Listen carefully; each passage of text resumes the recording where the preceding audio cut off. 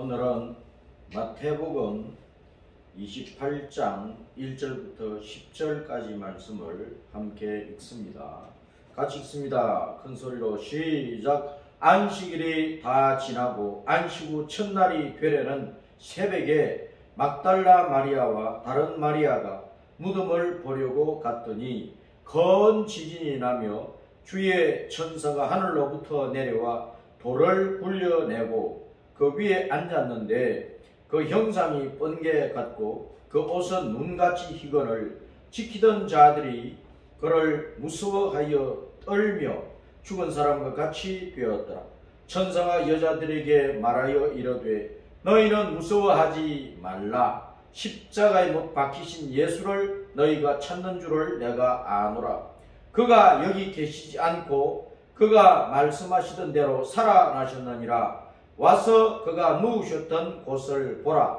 또 빨리 가서 그의 제자들에게 이르되 그가 죽은 자 가운데서 살아나셨고 너희보다 먼저 갈릴리로 가시나니 거기서 너희가 뵈리라 하라. 보라, 내가 너희에게 일렀느니라 하거늘. 그 여자들이 무서움과 큰 기쁨으로 빨리 무덤을 떠나 제자들에게 알리려고 다름질할새 예수께서 그들을 만나 이르시되 평안하냐 하시거늘 여자들이 나아가 그 발을 붙잡고 경배하니 이에 예수께서 이르시되 무서워하지 말라. 가서 내 형제들에게 갈릴리로 가라 하라. 거기서 나를 보리라 하시니라. 아멘.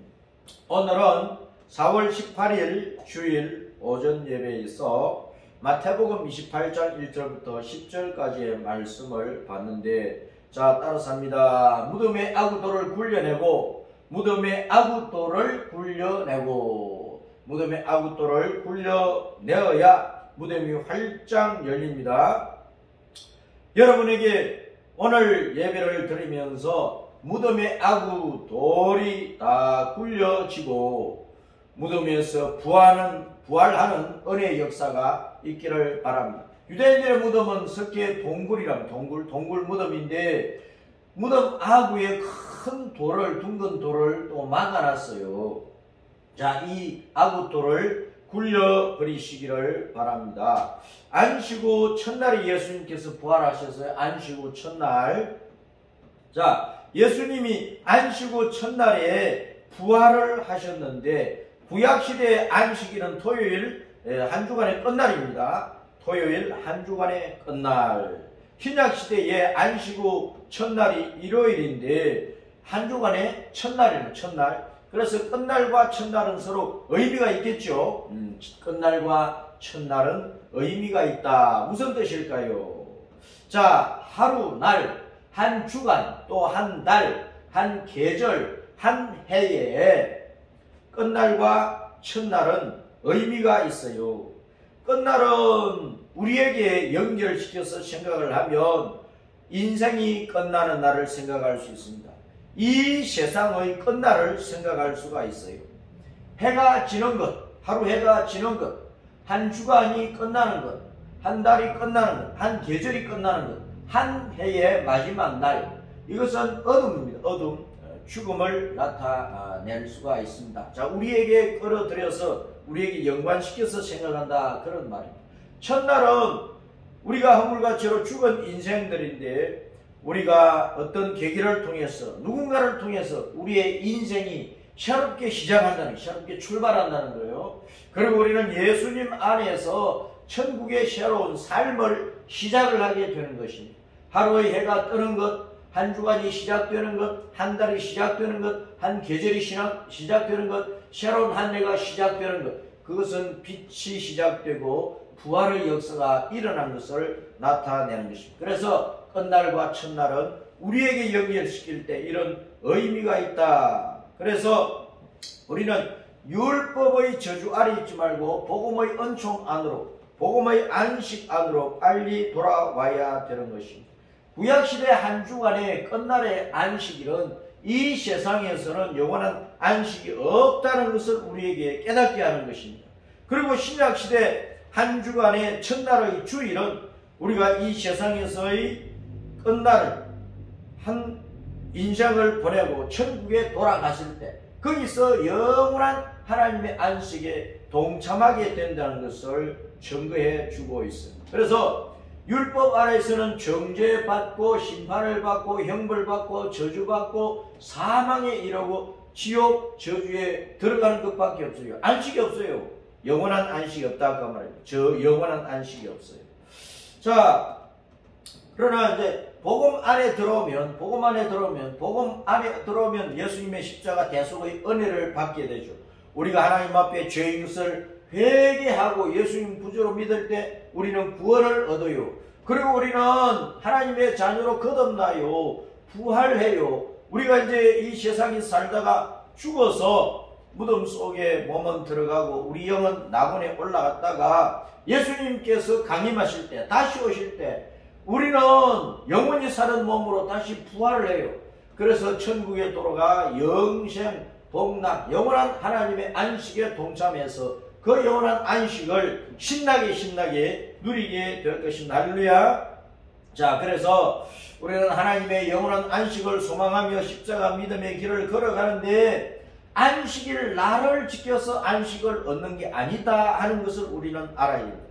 구약 시대의 한 주간의 끝날인 안식일을 잘 지켜가지고 또 신약 시대에 와서 한 주간의 첫날인 주일을, 이 일요일을 나를 잘 지켜가지고 안식을 얻는 게 아니고 그 구약의 안식일의 주인 또 신약의 주일의 주인 그 예수님을 우리가 잘 봐야 되고 그 예수님을 우리가 알아야 되고 그 예수님을 내가 붙들어야 되고 믿어야 되고 따라가야 영원한 안식이 있다는 사실을 우리는 알아야 돼요. 예수님 안에서만 영원 불변하는 영원한 안식을 영원히 누리게 된다 그 말입니다. 예수님이 안식일의 주인이라는 이 사실을 우리가 늘 기억을 하고 있어야 돼요.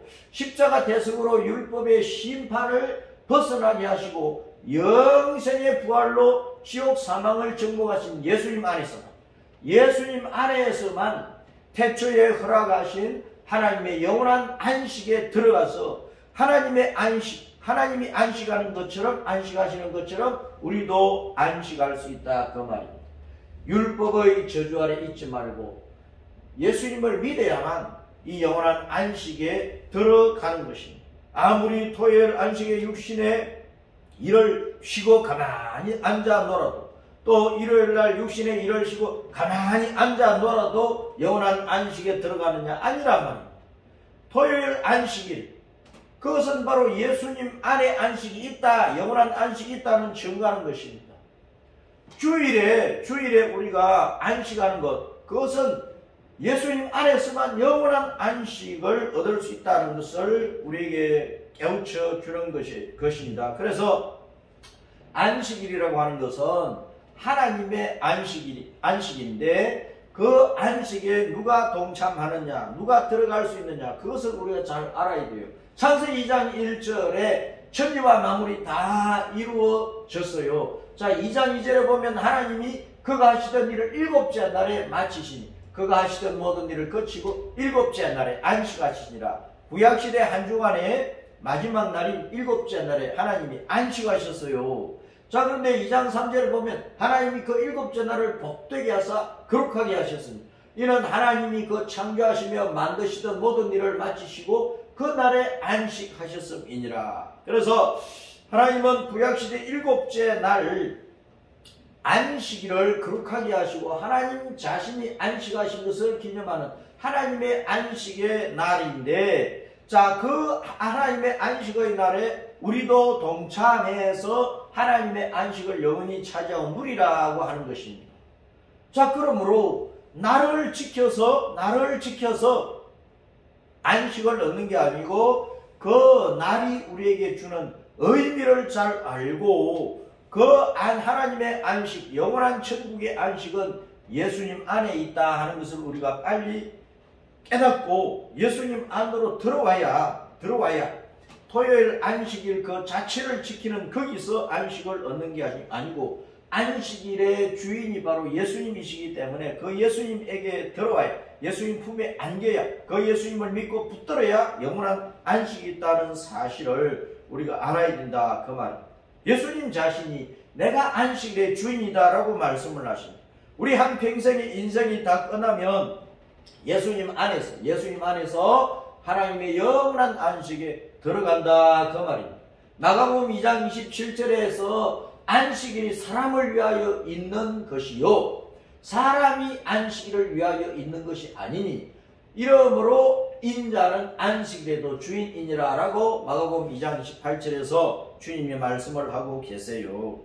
안식일은 사람을 위해서 있는 것인데 사람이 안식일을 위해서 있는 것이 아니라는 거예요. 안식일에는 여러 가지 규례가 있습니다. 구약의 안식일은 하나님 앞에 제사를 드리잖아요. 그리고 유대인들은 이 안식일은 먼 길을 가지 말아라. 왜 하나님 앞에 제사드리고 예배를 드려야 되니까. 그래서 오리 이상의 먼 길을 여행하지 말아라. 자기 집안에 머무르라 하는 여러 가지 규례를 만들어 놓고 있는데 사람이 그런 규례를 아무리 열심히 지켜도 안식일의 제사와 예배는 바로 예수님을 나타내는 것인데 그 예수님을 보지 못하면 아무리 나를 지켜도 영원한 안식이 없다고 합니다. 나를 지키면 육신의 안식은 물론 누리죠. 육신의 안식은 누리죠. 우리가 직장 생활을 쉬고 사업을 쉬고 토요일이든 일요일이든 하루를 쉬면 육신의 안식은 누려요. 그러나 마음의 안식, 영원한 생명의 안식, 우리 영원히 안식은 그 안식은 나를 지켜서 얻는 게 아니라 그 말입니다. 예수님 안에 들어와야 이 영원한 하나님의 안식을 우리 동참해서 천국 영생 복락의 그 안식을 우리가 누리게 되는 것이다 그 말입니다. 자, 그래서 이 하나님의 안식에 들어가고 싶어요? 하나님의 안식에 들어가고 싶다면 어떻게 해야 됩니까? 시편 95편 6절 말씀에 우리를 지으신 여호와 앞에 무릎을 꿇고 경배를 하자. 하나님 앞에 진실하게 예배를 드려야 됩니다. 우리가 돌아갈 곳이 천국이고 우리의 창조자요, 우리 영혼의 창조자요, 우리의 구원자요, 우리의 생명이요, 우리의 영원한 아버지가 여호와 하나님이시고 우리 예수님이시기 때문에 자, 그 여호와 하나님 앞에 우리가 무릎을 꿇고 하나님을 예배를 해야 돼요. 예배를 하면서 우리가 돌아갈 영원한 천국을 소망하고 살아야 되는 것입니다. 여호와 하나님은 우리의 하나님이시요 우리는 그가 기르시는 백성이며 그의 손이 돌보시는 양이기 때문이라. 너희가 오늘날 그의 음성을 듣거든. 바로 오늘 주님의 음성을 들을 때 그 음성을 다 아멘으로 받아들여야 됩니다. 예수님 안에서 멸망하지 않고 영생을 얻는다는 말씀, 언약을 주셨다는 거예요. 그 음성, 그 말씀을 그 아멘으로 믿고 받아들여요. 그 믿음대로 우리가 예수님을 붙잡고 가야 된다 그 말입니다. 너희는 머리바에서와 같이 또 광야의 마사에서 지냈던 날과 같이 너희 마음을 완악하게 하지 말아라. 인생을 살아가면서 물이 없다, 가는 길이 험하다, 돈이 없다, 권력의 자리에 앉지 못하고 있다, 사람들처럼 눈치껏 이렇게 저렇게 차지하지 못한다, 세상 사람들은 온갖 빌딩을 다 가지고 있는데 나는 예수님 안에서 진실한 믿음의 생활을 한다고 양심을 지킨다고 그거 다 거머쥐지 못하고 살아간다는 거예요. 그러니까 힘들다는 거예요. 그런 것 때문에 너희 마음을 완악하게 하지 말아라. 마음을 돌같이 단단하게 해서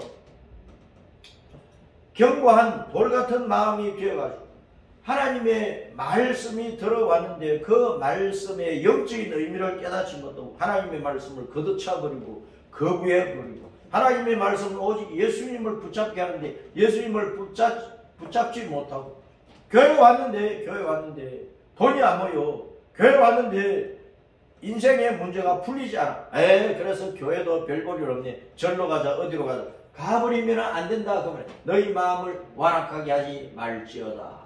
그러므로 내가 노하여 맹세하기를 그들은 내 안식에 들어오지 못하리. 누가 하나님의 영원한 안식에 들어가지 못하느냐? 육신적인 것만 생각하고 영적인 것을 보지 못했어. 땅의 것만 생각하고 하늘의 것을 보지 못했어. 순간적인 것은 생각하는데 영원한 것을 보지 못해서 예수님을 붙잡지 못할 때 영원한 천국의 안식에 들어가지 못한다는 것입니다. 사람들은 이 땅에서 예수님을 믿으나 안 믿으나 종교생활을 하나 안 하나 육신의 안식, 쉼은 얼마든지 자기가 마음 먹은 대로 자기가 계획하는 대로 누리고 살 수 있잖아요. 그러나 우리가 영육간에 부활해서 영원한 천국에 돌아가서 영생 복락이 영원한 안식, 그 하나님의 영원한 안식을 우리가 동참해서 누릴 수 있는 것은 이 세상 것으로 안 된다고 말이에요. 예수님 안에 들어와야 그 영원한 하나님의 안식에 들어간다 하는 것입니다. 자, 그래서 이브리서 3장 18절에 보면 하나님이 누구에게 맹세하사 그의 안식에 들어오지 못하리라고 하셨죠? 순종하지 아니한 자들이랍니다. 순종하지 아니한 자들. 그래서 믿지 아니함으로 능히 들어가지 못하는 것입니다. 영원한 안식에. 우리가 그 영원한 안식에 들어가기를 힘써야 되는데 이는 누구든지 저 순종하지 아니하는 본에 빠지지 않게 하려 함이라. 복음을 순종하지 아니하면, 주님의 말씀을 순종하지 아니하면, 다시 말하면 하나님께서 약속하시는 천국 영생 복락의 그 언약을 붙잡지 아니하면, 십자가의 길을 걷지 아니하면 아무도 천국에 돌아가서 하나님의 그 안식을 차지하고 누릴 수가 없다는 사실을 우리가 잘 알아요. 하나님의 안식은 믿고 순종하는 자만 얻어 누리는 것입니다. 자, 예수님께서 주일 새벽에 부활하셨는데 그것은 우리에게 영원한 안식으로 들어가도록 하기 위한 것입니다. 예수님이 토요일 안식 후 첫날인 주일 새벽에 부활하셨어요. 예수님은 영원한 안식의 시작이 되신다 그 말입니다. 영원한 안식의 시작이 바로 예수님이라는 사실을 가르쳐주고 있는 것입니다.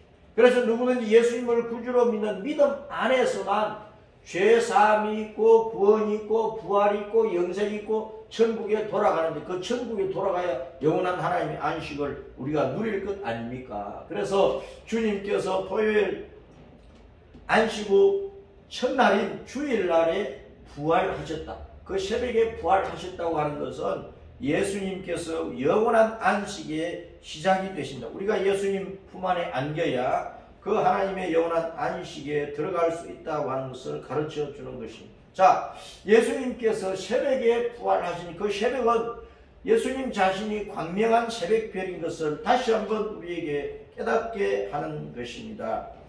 자, 아침의 아들 계명성을 이 거룩한 이름을 사탄이 도용을 했지요. 아침의 아들 계명성, 검성, 새별은 본래 예수님의 이름이랍니다. 예수님의 별명이란 말입니다. 계시록 22장 16절에 예수님 자신이 내가 광명한 새벽별이다 라고 말씀을 하셨어요. 그 거룩한 예수님의 그 별명, 광명한 새벽별, 샛별, 그 검성, 그 예수님의 이름을 사탄이 도용을 하고 내가 아침의 아들 계명성이다 하고 들고 나왔단 말입니다. 그래서 그 사탄은 하나님의 저주를 받아서 캄캄한 어두운 구덩이 지옥에 떨어지는 저주받은 존재가 되었어요. 그래서 예수님이 새벽에 부활하셨다고 하는 것은 자기 이름을 도용한 그 사탄이 바로 어두운 구덩이 캄캄한 지옥에 떨어지는 저주받은 존재다라고 하는 것을 우리에게 확정을 시켜주시면서 바로 예수님 자신이 내가 진짜 새벽별이다, 광명한 샛별이다, 나를 붙들어야 나를 바라보고 천국 가는 길을 찾아야 된다고 하는 것을 가르쳐 주시는 것입니다. 그래서 우리는 참 광명한 아침에 새벽별 되시는 그 샛별 되시는 예수님을 붙잡고 따라가야 천국 영원한 안식 속으로 들어가게 되는 것입니다. 자, 그래서 여러분 광명한 새벽별을 따라가도록 하십시오. 샛별은 어두운 밤이 지나서 새날의 여명이 밝음을 알리죠. 부활하신 예수님은 율법의 심판을 벗어나서 영생으로 부활하는 복음 시대를 알리고 영원히 어두운 지옥을 벗어나서 영원히 밝은 천국으로 인도한 구세주라는 것을 우리에게 보여주시고 확정해 주셨는데 바로 흑암에 던져질 우리 죄인들의 영혼의 참 목자요 영원히 밝게 빛나는 광명한 새벽별이라. 그래서 그 예수님을 따라가면 저 영원한 천국의 하나님의 영원한 안식 속에 들어가서 그 안식의 복을 우리가 누리게 될 것입니다. 할렐루야. 자, 새별이 여러분 가슴 속에 떠올라야 됩니다. 자, 이러한 예수님이 내 가슴 속에 떠올라야 된다. 영원한 찬란한 광명한 새벽별이신 예수님이 내 가슴 속에서 떠올라야 돼. 그래서 이 어두운 세상에서 온갖 죽을 일이 많은 세상에서 인상만 찌푸리고 살지 말고 하하 웃으면서 하하 웃으면서 야 나는 여러분들이 알지 못하는 신나는 것을 알고 있어요. 영원히 빛나는 좋은 것을 간직하고 있어요. 그런 신앙을 고백을 해야 된다는 거예요. 자 여러분 보세요. 베드로후서 1장 19절 말씀에 우리에게는 더 확실한 예언이 있다. 어두운 데를 비추는 등불과 같은데 날이 새어 횃불이 너희 마음에 떠오르니까 너희가 이것을 주의하는 것이 옳으니라. 하나님의 말씀을 읽으면서 샛불이 내 마음속에 떠올라. 예수님이 내 마음속에 떠올라. 구약 성경 창세기부터 신약 성경 계시록 마지막까지 이 성경 전체를 읽으면서 그 모든 말씀 속에 사건 속에 구약에 뭐 아브라함을 비롯 온갖 인물들이 나오는데 그 사람들의 일대기 속에서 어떤 사건이 일어났든지 그 모든 것은 예수 그리스도를 바라보게 하고 예수님을 찾게 만들고 예수님 안에서 영원한 복이 있다고 하는 것을 가르쳐 주는 것입니다. 그래서 성경의 모든 예언은 사사로이 풀 것이 아닙니다. 내 개인적인 생각으로 세상의 지식으로 합리적인 방법으로 그렇게 풀면은 이단되고 말이에요. 이단자 되고 마니까 사사롭게 풀지 말고 모든 성경은 하나님의 감동을 받은 사람들이 하나님께 받아서 그 말씀을 기록을 했기 때문에 우리가 성경을 읽고 공부하고 설교를 듣고 할 때 성령님의 감화 감동하심을 받아요.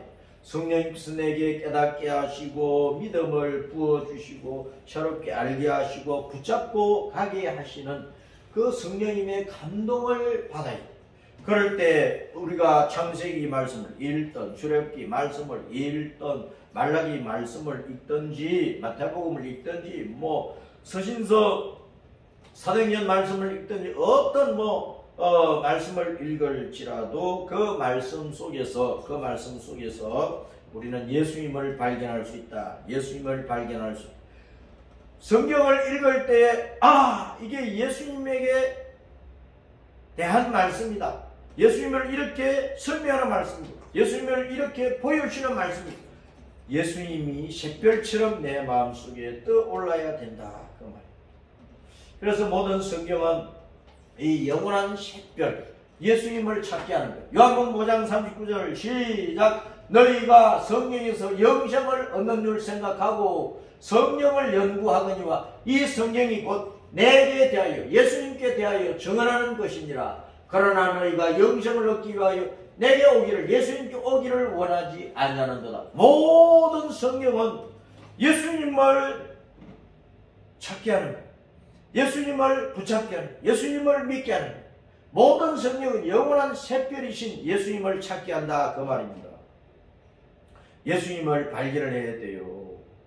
자, 그 샛별을 찾도록 천사가 하늘에서 내려와서 자 어떻게 했느냐. 큰 지진을 일으키며 천사가 내려오는데 그 천사의 모습이 번개같고 그 옷은 눈같이 희고 그 광경을 보고 백부장 귀하의 100명의 군병들이 벌벌 떨면서 두려워했어요. 그러는 가운데 천사가 어떻게 했습니까? 무덤 아구의 큰 돌을 굴려내버리고 무덤을 활짝 열어버렸단 말이에요. 예수님께서 무덤에서 나오시던. 자, 예수님이 왜 천사를 동원을 해서 무덤 아구의 큰 돌을 굴려내도록 하십니까? 예수님이 전능하신 하나님이신데 예수님 자신이 큰 돌을 그냥 말씀 한마디로 또는 손가락질로 또는 후 하든지 어떻게 하든지 간에 예수님은 자기의 권세와 능력으로 무덤 아구의 큰 돌을 굴려놓고 예수님 스스로 나오실 수가 있어요. 그런데 굳이 천사를 동원을 시켜가지고 천사로 하여금 무덤 아구의 큰 돌을 굴려내도록 하고 그런다면 예수님께서 무덤에서 나오셨다니까. 왜 그런 절차를 가지셨을까? 그것은 우리를 위한 것입니다. 우리가 신앙생활을 하면서 어떻게 해야 되느냐 하는 것을 가르쳐주기 위한 것이라 그 말입니다. 우리가 현실 속에서 무덤 속에 갇혀있는 것처럼 죽은 것처럼 사는 것 자체가 죽음이고 괴로움이고 고통인 그런 지경 속에 빠졌을 경우에 우리가 나를 무덤 속에 가두고 있는 그 뭔가의 큰 무덤의 악으로를 어떻게 굴려내고 나와야 되는가. 그래서 우리가 예수님이 부활하신 것처럼 나도 현실 속에서 무덤 가운데서 부활해서 나와가지고 야 신난다 신난다 그러면서 새롭게 살 수 있는 용기를 얻어야 되기 때문에 우리의 신앙생활을 위해서 예수님께서 자신의 능력으로 무덤 아구의 돌을 굴려낼 수도 있음에도 불구하고 천사를 동원을 해서 무덤 아구돌을 굴려내도록 하셨다 그 말입니다. 자, 그래서 하나님은 여러 가지 일을 하시면서 하나님 자신이 모든 일을 다 하실 수 있는 전능하신 신이신데 그럼에도 불구하고 천사를 부리는 거예요. 천사를 동원을 해서 하나님 자신의 일도 하고 천사를 동원을 해서 우리 성도들도 도와주시는 거예요. 그래서 하나님은 천사를 보내시는 것입니다. 그렇기 때문에 천사는 하나님의 사자라 그렇게 불리는 것입니다. 히브리서 1장 14절 시작. 모든 천사들은 섬기는 영으로서 구원받을 상속자들을 위하여 섬기라고 보내시니 아니냐. 예수님 안에서 구원받는 우리 성도들 천국에 돌아가서 우리의 구원이 완성될 것인데 우리가 천국에 돌아가기까지 이 땅에서는 죽을 일들이 많아요. 우리를 무덤 속에 처박아 버리는 일들이 많은 거예요. 우리가 그 무덤에서 나오지 못하도록 큰 아구돌로 막아놓은 것들이 많아요. 그것을 우리가 다 굴려내버리고 깨쳐버리고 거기서 나와야 된단 말입니다. 그 일을 위해서 하나님께서 천사를 보내서 우리를 도와주시는 거예요. 그것을 설명해 주시기 위해서 예수님께서 자기 능력으로 무덤 아구돌을 굴려버릴 수 있음에도 불구하고 천사를 내려보내서 아구돌을 굴려놓고 예수님께서 그 무덤에서 나오시는 절차를 행하셨다는 것입니다. 유대인의 무덤은 동굴 무덤이고 무덤만 돌침대 위에 시신을 안치를 하고 짐승들이 해치지 못하게 또는 도적놈들이 그 시신을 훔쳐간다든지 또는 그 무덤 안에 있는 부장품을 도굴해 간다든지 그러한 것을 방지하기 위해서 큰 아구돌로 동굴 무덤을 막아놓는 거예요. 자, 이렇게 큰 무덤돌을 아구돌을 무덤 문에 덮어놓고 이제 막아놓는데, 자, 이 아구돌을 무덤의 아구돌을 우리의 현실 속에서 우리는 빨리 굴려내버려요. 그래 우리의 삶이 부활하는 것입니다. 자, 무덤 문의 돌을 굴려버리라. 무덤 아구의 돌문은 뭐냐? 사망의 생명으로 옮기는 것을 방해하는 거잖아요. 사망에서 생명으로 옮기는 것을 방해한다는 거예요. 그러니까 여전히 사망을 붙잡아 놓으려는 악한 세력이란 말입니다.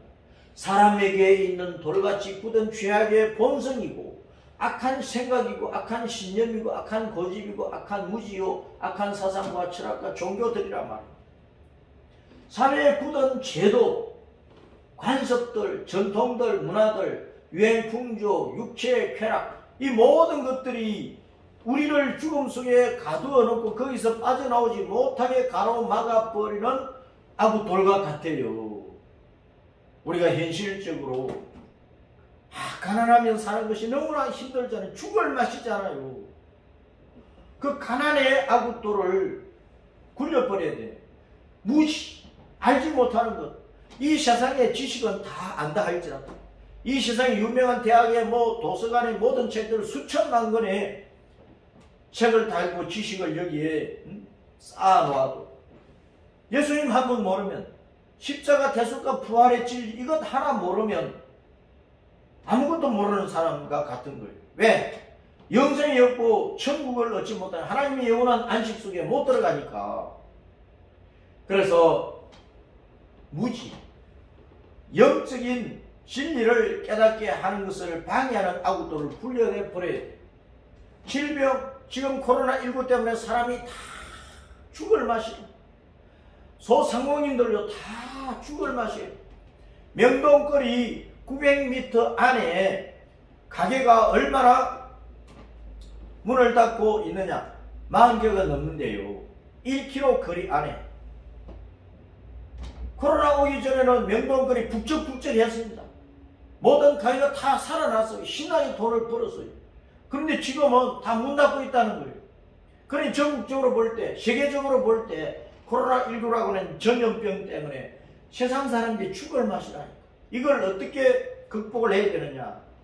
전염병으로 말미암아 우리를 죽게 만드는 그 아구돌 굴려버려야 돼. 많은 사람들이 인생고를 겪고 있으면서 여러 가지 이유로 좌절하고 낙심하잖아요. 오늘날 젊은이들은요, 자살 감정 속에 빠져가지고 그 무덤을 헤쳐나오지 못하면 그냥 죽어버린다. 자살해버린다. 세계에서 청년들, 청소년 가운데에서 자살률이 가장 높은 나라가 어느 나라일까요? 응? 불행하게도 대한민국이 대한민국이 1등 한다니까. 좋은 것 1등 해야지. 젊은이들이 자살률이 1등하는 대한민국이 되어버리면 되겠느냐 그 말이에요. 너무나 살기 힘드니까 젊은이들을 죽인다는 거예요. 그 아구돌을 빨리 굴려버리고 젊은이들이 살아나게 만들어줘야 돼요. 신혼집 만들어줘야 돼요. 어떤 방법으로? 기부하면 되는 게 기부. 큰 회사들 또 부자들이 기부하는 거예요. 돈 내놓는 거예요. 그걸 가지고 신혼집 전국에 지어버리고 젊은이들은 그냥 집 한 채씩 나눠줘버려요. 안겨줘버려요. 그러면 젊은이들이 시집장가 빨리 안 가겠습니까? 자식들 안 낳겠어요? 기부문화가 확산되어서 400년 이장 말씀대로 돈 있는 사람들이 자기의 부동산에 있는 현금 아낌없이 내어놓으면 그걸 모아서 가난한 성도들에게, 가난한 이웃에게 나누어 주면 젊은이들이 왜 낙심하고 좌절하고 자살을 하겠느냐 그 말. 왜 시집장가를 늦게 가겠느냐 그 말입니다. 왜 장가를 가고 결혼을 했는데 자식을 안 낳겠느냐 그 말입니다. 이 사회가 시스템이 잘못되어 있는, 체제가 잘못되어 있는, 정치인들이 뭔가 잘못하고 있다 그 말입니다.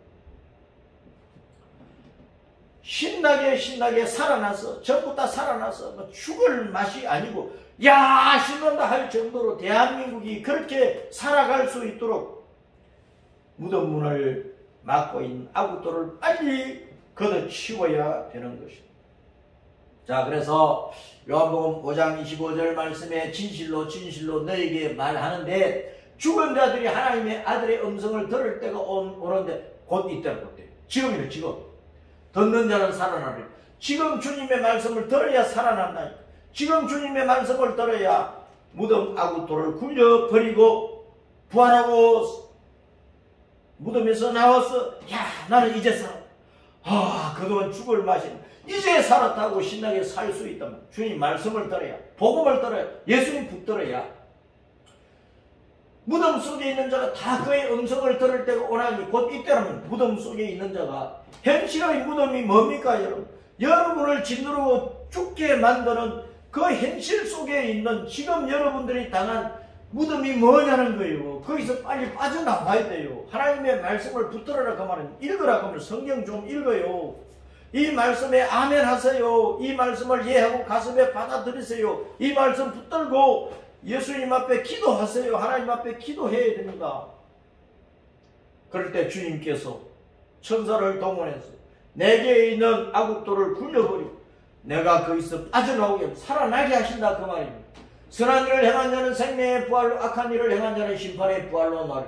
선한 일을 하면 주님의 말씀을 지금 듣고 선한 일을 행하면 생명으로 부활을 해요. 선한 일이 뭡니까? 말씀을 받아들이는 겁니다. 예수님을 붙잡는 겁니다. 아멘하고 주님을 붙드는 거예요. 악한 일을 행한 자는 뭡니까? 심판의 부활로 나오는 악한 일을 행하는 자가 뭡니까? 말씀을 듣고도 거부해버리는, 복음을 듣고도 박차버리는, 예수님 붙들지 않고 엉뚱한 거 붙들고 가는 거예요. 그러면 심판밖에 없어요. 생명의 부활이 없다고 말합니다. 뭘 선택하시렵니까? 천사가 여인들에게 말했습니다. 예수님이 십자가에 못 박혀 돌아가시고 이제 멀찍이 보고 있던 여인들이 사흘 후에 예수님께서 어떻게 됐나 예수님의 무덤을 찾아왔어요. 보니까 빈 무덤이잖아. 그러니까 천사가 그 여인들에게 무서워하지 말아라. 그가 여기 계시지 않고 이 무덤 속에 계시지 않고 그가 말씀하시던 대로 살아나셨다 살아나셨다. 그가 누우셨던 것을 봐. 빈무덤 아니냐 빈무덤. 누가 예수님의 시신을 도적질에 간 것도 아니고 예수님이 살아나셔서 부활하셔서 그러니까 너희가 이것을 믿고 도망간 제자들에게 빨리 그 부활하신 사실을 알려라. 예수님이 십자가에 달려 죽으시자 제자들이 두려워서 숨어있는 거예요. 예루살렘 어딘가 숨어있는 거예요. 자기들 잡혀가지고 십자가에 매달려 죽을까봐 두려워서 도망가서 숨어있는 꼭꼭 숨어있는 거예요. 그들에게 예수님이 부활하신 사실을 알리라. 그래서 여자들이 무서움과 큰 기쁨으로 무서움 반 기쁨 반 이렇게 무서움과 기쁨으로 제자들에게 달려간 거예요. 여자들은 영적으로 교회잖아요. 교회. 그러니까 우리 교회는 그가 여기 계시지 않고 살아나셨다는 이 말씀을 온 세상에 달려가서 전해야 된다 말이에요. 그것이 여자들이 한 일이고 우리 교회가 해야 될 일들이고 그것이 세계 선교. 우리는 항상 그가 여기 계시지 않고 살아나셨다는 이 말씀을 외쳐야 됩니다. 따라서 합시다. 그가 여기 계시지 않고 살아나셨다. 그가 여기 계시지 않고 살아나셨다. 이 말씀을 우리는 항상 전해야 됩니다. 자, 천사들이 또 예수님께서 여인들에게 하시는 말씀 가운데 예수님이 여인들에 특별히 하신 말씀이 뭐냐면 평안하냐. 여러분 평안하세요? 평안하시냐 그 말입니다. 여인들이 천사들이 말한 대로 무서움과 큰 기쁨이 교차하는 가운데 부활하신 예수님을 제자들이 알리기 위해 숨어있는 도망간 제자들이 알리기 위해서 가고 있어요. 가고 있는데 예수님께서 오신 거예요. 그래서 예수님께서 그 여인들이 너희가 평안하냐 하고 물으신 것입니다. 그 잔혹한 십자가 처형을 당한 그 예수님이 살아나셨어요. 그것을 지금 여인들이 자기들 눈으로 보고 있는 거야. 그것보다 더 큰 기쁨이 있겠습니까? 부활하신 예수님을 직접 보고 만지는 것보다 더 평안하게 하는 것이 있을까요? 예수님의 부활은 죽을 일이 많고 무서움이 많고 염려 근심 걱정이 많고 불안이 많고 슬픔이 많고 아이고 이제 내 인생 끝났네 통곡하는 인생들에게 모든 환난과 핍박과 죽임 영원한 지옥 같은 그런 현실의 고통을 당하고 나중에 이제 모든 인생들이 지옥 가게 되는데 예수님 안 믿으면 그 모든 인생들에게 살아나는 소망을 주신단 말입니다. 소망을. 예수님의 부활이 영원히 평안한 영생 천국 속에 들어 하나님의 영원한 안식을 누리게 되는 것을 예수님의 부활이 바라보게 하는 거예요. 평안하냐 할 때는 이 땅에서 잠시 평안하고 뭐 그런 게 아닙니다. 예수님 붙들고 영원한 생명으로 거듭난 부활된 성도가 천국에 들어가서 하나님의 영원한 안식을 누릴 그것을 바라보게 하는 그게 영원한 평안이고 참 평안이란 말입니다. 오늘 같은 날에 어디 가서 좀 쉬고 있다고 평안하겠습니까? 육신이 힘들고 어려워도 하나님 앞에 예배를 드리고 주님 앞에 기도를 드리고 우리가 돌아갈 영원한 천국의 안식을 바라보고 나는 어떤 환난과 핍박이 있어도 십자가 믿음의 길을 포기하지 않고 끝까지 죽기 살고 달려가겠다. 그 믿음 가운데 있을 때 저 영원한 평안 속에 들어간다 그 말입니다. 우리는 항상 염려 근심 걱정이 많은 이 세상에서 단 하루도 편히 쉴 날이 없는 이 세상에서 항상 영원한 평안이 있는 저 천국을 소망하고 십자가 믿음의 길을 걸어야 되는 거예요. 천사도 예수님도 여인들에게 갈릴리로 가라 그랬어요. 예수님이 부활하신 것을 도망가서 숨어있는 제자들이 알려가지고 그 제자들이 그 예루살렘 어딘가에 숨어있지 말고 빨리 그곳을 떠나서 갈릴리에 가 있으라고 전화를 했어. 갈릴리에 가 있으라. 거기서 부활하신 예수님을 만나리라. 그렇게 알리라고 하신 거예요. 따라서 갈릴리로 가 있으라. 갈릴리로 가라. 거기서 부활하신 예수님을 만나자. 이 말씀을 우리가 잘 이해를 해야 된단 말이에요. 따라서 성도는 갈릴리 마라톤 선수다. 우리는 갈릴리 마라톤 선수예요. 갈릴리는 가나안 북부 지방이잖아요. 요단강 서쪽 지역인데 갈릴리 위쪽은 산악지대예요. 해발 600m에서 1200m 이상 될 정도로 그 산악지대고, 갈릴리 아래쪽은 에스드론 평원을 비롯해서 요단강 부근이고 갈릴리 호수를 포함한 낮고 평평한 지역입니다. 이 갈릴리는 명사의 뜻이 원, 순회, 회전 그런 뜻입니다. 둥근, 원. 둥글고 둥그니까 울적을 잘 굴러가잖아요. 빙빙 돌아가잖아요. 회전하잖아요. 왔다 갔다 순회하잖아요. 순회. 자, 이 갈릴리는 동사 갈랄에서 온 단어인데, 갈랄은 뜻이 뭐냐? 구르다, 굴리다, 물결이 막 굽이쳐 가다, 또 둥근 반지, 고리, 또 둥근 바퀴 그런 뜻입니다. 그리고 회오리바람, 회오리바람 빙빙빙 돌면서 불어가는 바람이잖아요. 그러니까 갈릴리로 가라 그 말은 온 세계로 굴러다니라 그런 말입니다. 온 세계로 회오리 바람처럼 빨리 달려가라 그런 말입니다. 갈릴리 원 회전 수전 순회. 그러면 지구 땅이 네모 반듯해요. 지구 땅이 둥글어요. 정확한 둥근 원은 아니지만은 타원처럼 그러잖아요. 그럼 지구는 둥글다. 지구는 둥글다. 그래서 갈릴리로 가라 그 말은 온 세상 온 지구 땅 끝까지 빨리 달려가라. 달려가라. 왜 달려가야 됩니까? 해야 될 말이 있어. 전해줘야 될 말이 있어. 무슨 말입니까? 따랐습니다. 그가 여기 계시지 않고 살아나셨느니라. 부활하신 예수님을 전하라 그 말입니다. 그가 이 무덤 속에 계시지 않고 살아나셨다. 너희 허물과 죄들로 영원히 죽어서 영원한 무덤 지옥에 들어갈 인생들아, 부활하신 예수님을 붙들어야 그러면 그 무덤에서 나온다. 그걸 선포하라 그 말입니다. 선포하라. 전도하라 그 말입니다. 세계 선교하라 그 말입니다. 예수님 오실 때가 가까우니까. 자, 그래서 성도는 부활의 정의입니다. 부활의 정의입니다. 무덤 속에 계시고 살아나신 그 예수님을 증거하는 부활의 정의이란 말입니다. 갈릴리로 가라 그 말은 온 세상 땅끝까지 두루두루 다니면서 천하 만민에게 부활하신 예수님을 전하라. 겨울이 바람처럼 온 세상을 날아다니며 전하라. 사도행전 2장 말씀에 오순절에 성령님께서 120명의 성도들에게 강림하실 때, 내려오실 때 급하고 강한 바람같이 내려오셨잖아요. 불의 혀처럼 갈라지는 불의 혀와 같은 모습으로 나타나셨잖아요. 그 말은 우리가 성령의 충만함을 입어서 이 갈릴리 둥근 이 지구 땅 곳곳마다 별이 바람처럼 휘젓고 날아다니면서 불같이 뜨거운 가슴을 가지고 그가 여기 계시려고 살아나셨다고 하는 이 부활의 소식을 뜨겁게 선포하라는 것입니다. 그것이 마태복음 28장이나 마가복음 16장 15절이나 사도행전 1장 8절 말씀 나오잖아요.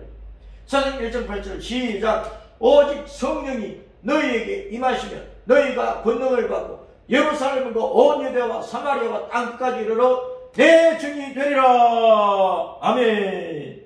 누구의 증인이 되어야 돼요? 내 증인이 되리라.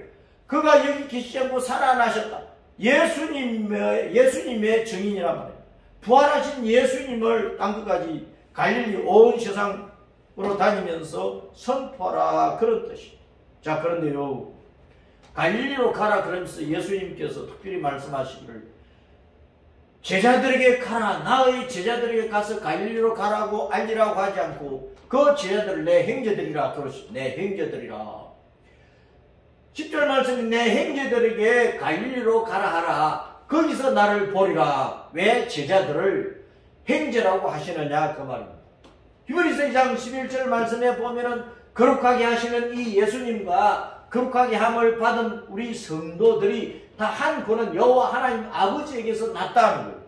그러므로 형제라 부르시기를 부끄러워하지 아니하시고 예수님은 육신적으로 보면 맏형이라 맏형 제일 큰 형님이고 우리는 예수님의 형제들이에요.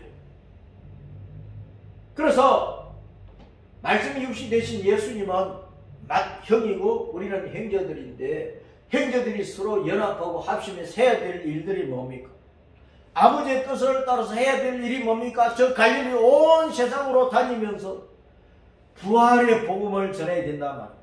무덤 속에 나와서 살아나가지고 십자가 믿음의 길을 걸어서 천국으로 들어가서 하나님이 영원한 안식을 누릴 수 있는 그 부활의 복음을 전해야 된다 그 말입니다.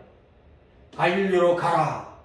지구 땅 온 세상 곳곳을 두루두루 돌아다니면서 두루 복음을 전해야 된다고 합니다. 복음을 두루두루 돌아다니면서 복음을 전해야 돼요. 그래서 따랐습니다. 나의 형제들아, 힘껏 달려가자. 힘껏 달려가자.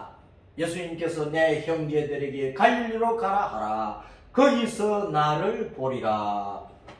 히브리서 2장 12절에 보면 내가 주님의 이름을 내 형제들에게 선포하고 내가 주님을 교회 중에서 찬송하리라. 우리는 주님의 이름을 우리의 형제들에게 선포하고 사회 동포가 다 우리의 형제가 되도록, 복음 안에서 우리의 형제가 되도록 오대영들 모든 나라 모든 민족 속에 부활하신 예수님을 선포하고 알리고 전해야 된단 말입니다. 그들이 예수님을 구주로 믿을 때 하나님의 자녀로 거듭나고 우리의 형제들이 되는 거예요. 우리의 형제들. 내가 주님을 교회 중에서 찬송하리라. 교회는 우리 예수님의 형제들이 모인 곳이에요. 하나님의 자녀들이 모인 곳이에요. 천국 백성이 모인 곳이에요. 그 교회 속에서 우리에게 큰 구원의 은총을 주시고 천국 영생 복락 영원한 하나님의 안식을 찾아 누리게 하시는 그 하늘 아버지, 우리 영의 아버지께 우리는 영원히 찬송하며 경배하는 것입니다. 자, 그래서 예수님께서 우리를 형제로 삼아 주셨기 때문에 우리는 예수님 안에서 한 덩어리 연합해서 세상 끝날 때까지 갈릴리 온 둥근 지구 땅에 다니면서 그가 여기 계시지 않고 살아나셨다고 하는 이 부활의 복음을 전해야 된단 말이에요. 예수님은 동생들을 돌보는 나태모와 같이 우리 성도들과 늘 함께 하시겠다는 약속과 보정으로서 형제라 부르신 것이고, 우리는 예수님께서 부활 성천에서 하나님의 영원한 안식 속에 들어가서 하나님 보좌 우편에 계시면서 이 지상의 교회를 다스리고 세상 끝날 때까지 복음 전하게 하시고, 그래서 하나님의 백성들의 수가 다 채워지면 그들을 영원한 천국으로 인도해서 예수님이 지금 안식을 누리고 있는 것처럼 우리도 그 안식을 누리도록 하실 것이라 그 말입니다. 그래서 우리를 형제라고 부르시는 거예요. 자, 그러므로 예수님의 형제들은 우리 성도들은 주님과 함께 온 갈릴리 이 지구 땅 곳으로 달려가야 되는 것입니다. 허물과 죄들로 죽은 갈릴리 사람들, 이 지구 땅 사람들이 주 예수님을 자신의 구세주 다시 오시는 신랑으로 알아보기까지 전해야 되는 것입니다. 우리가 전하면 그들이 예수님을 깨달을 수 있도록 하시는 일은 성령님께서 하시고, 우리가 전하면 그들이 예수님을 자신의 구주로 믿게 하는 그 믿음을 성령님께서 깨닫게 해서 믿게 하시는 것입니다. 우리는 다만 입만 열면 돼. 입만 열면 돼. 누구를 만나든지 예수님을 전하면 돼. 예수님 믿읍시다. 나는 여의도 장로교회 다닙니다. 우리 교회 오세요. 우리는 누구를 만나든지 입을 열어서 전하면 돼요. 그러면 그때에 일하시는 분이 또 계세요. 성령님께서 하신다면 성령님께서 듣는 자들의 마음을 감동시켜 주시고 깨닫게 하시고, 아, 그럼 나도 예수님 믿어야지, 나도 교회 다녀야지, 나도 천국 가야지 하는 그 믿음의 복을 받게 하시는 분은 성령님이시죠. 복음을 듣는 많은 사람들 가운데 누구는 믿고 누구는 믿지 않고 하는데 그 믿게 하시는 것은 성령님이 하시는 일이란 말입니다. 그러니까 다만 우리는 입만 열면 돼. 갈릴리로 가서 지구 땅 온 세상으로 가서 우리는 입을 열어서 그가 여기 계시지 않고 살아나셨다는 이 부활의 복음을 선포하면 된다 그 말. 자, 그런 일을 하려고 하니까 무덤 아구들을 빨리 굴려내버려야 돼. 영원한 천국 안식을 소망하면서 십자가로 대속하시고 부활로 영생의 구주가 되신 주 예수님을 갈릴리 온 땅에 전하러 달려가려면 여러분을 현실 속에서 가두어 놓고 있는 그 무덤의 악도를 속히 굴려버려야 돼. 그것이 가난이든 질병이든 좌절이든 낙심이든 자살 감정이든 뭐 온갖 부정적인 생각으로 내 인생 이제 끝났다, 나는 팔자가 사나워서 나는 평생 이렇게 살아야 돼 하는 그 무덤의 악도를 빨리 굴려버려야 돼. 하나님의 말씀 듣고 주님의 말씀을 붙잡고 힘을 내서 믿음으로 용기를 내서 악도를 굴려버리고 무덤에서 나와야 된단 말이에요. 그래서 갈릴리로 달려가야 돼요. 우리는 부활 영생 천국 영원한 안식 주 예수님의 신나는 증인들입니다. 할렐루야 아멘. 할렐루야 아멘. 자, 그래서 이 무덤의 악도를 덮어둘 겁니까? 굴려낼 겁니까? 굴려내죠. 빨리 굴려버려요. 굴려버려. 그래서 무덤에서 나와서 예수님을 만나야 돼. 예수님을 만나야 돼. 예수님을 만나야 돼. 예수님 만나세요. 예수님 만나게 하세요. 갈릴리 온 땅으로 다니는 우리는 수많은 사람들이 예수님을 만나서 무덤을 박차고 나와서 부활된 하나님의 자녀로서 저 영원한 천국의 안식 속에 들어갈 때까지 우리는 복음을 전하는 일, 예수님이 다시 우리를 저 영원한 천국으로 인도하실 때까지 우리는 그가 여기 계시지 않고 살아나셨다고 하는 이 부활의 복음을 전하는 부활의 증인으로 힘있게 살아가십시다. 할렐루야 아멘.